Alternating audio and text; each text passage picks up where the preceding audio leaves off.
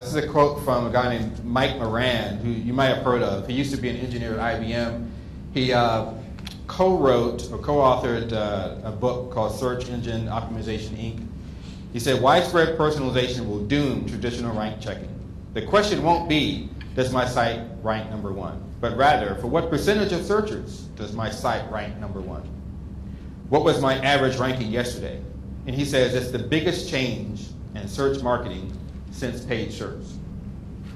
In the beginning of personalization, people were wondering what the impact was going to be. So that some people said, well, this really doesn't change anything at all. It's not going to affect anybody, and so we can just keep on going, doing things the way we used to. And there are other people who said, well, okay, this is going to be somewhat of a change, and what we need to do then is we can't really depend on ranking anymore as a measure of success, because there is no such thing as where am I ranked. It's just different for every person. So we need to pay attention to analytics instead. Look at the traffic coming in.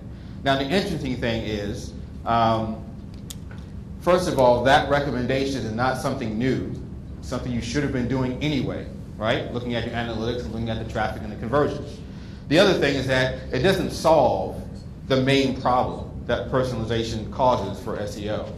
That main problem is because of the methodology that's used. SEO can be likened to a process of reverse engineering.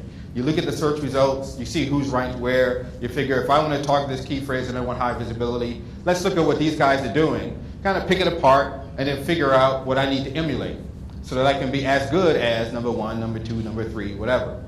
That's the normal process. And you're doing that to figure out how do you tweak or modify those elements that I just pointed out, your content, your title tag, your links, your link text, the title tag of the page is linking to you. Where do you put your key phrases? Do H1 tags matter? All kinds of things like that. That's what you're trying to figure out. Now, if I take that away from you, if I say, I'm not going to let you know anymore who's 1, 2, 3, 4, 5, or 6, that changes the ball game for you.